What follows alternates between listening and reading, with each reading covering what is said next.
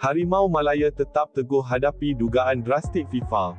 Namun, sebelum kita teruskan perbincangan, jangan lupa untuk tekan butang subscriber, like dan share channel ini supaya anda tidak terlepas sebarang maklumat terkini mengenai pasukan kebangsaan serta Liga Malaya setiap hari.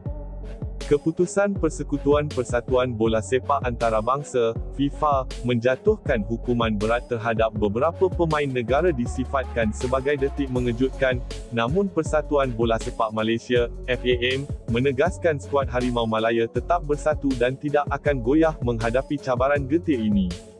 Menurut Ketua Pegawai Eksekutif Harimau Malaya, Rob Friend, segala isu pentadbiran yang dipersoalkan telah pun ditangani dan kini fokus penuh pasukan adalah untuk memastikan persiapan mantap menghadapi aksi kelayakan menentang Laos, katanya dalam kenyataan rasmi Malaysia NT.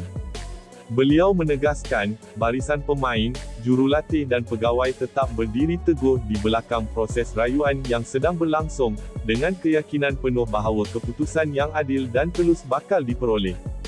Harimau Malaya kini hanya memandang ke hadapan. Disiplin, profesionalisme dan semangat berjuang pasukan di atas padang tetap akan mencerminkan maruah serta kebanggaan negara, kata Friend dalam kenyataannya. FAM melihat krisis ini sebagai titik penting yang mampu membentuk ketahanan mental skuad negara, sekaligus menyemarakkan lagi semangat kebangsaan dalam kalangan penyokong.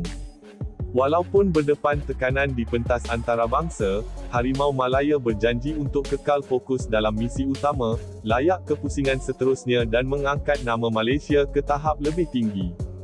Ini adalah saat penentu buat bola sepak Malaysia.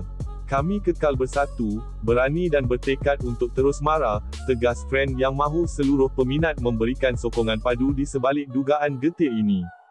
Dengan semangat juang yang tidak pernah padam, Harimau Malaya kini mahu membuktikan bahawa badai ini hanya akan menjadikan mereka lebih kuat dalam misi mengharumkan nama negara. Silahkan berikan tanggapan anda di kolom komentar. Terima kasih.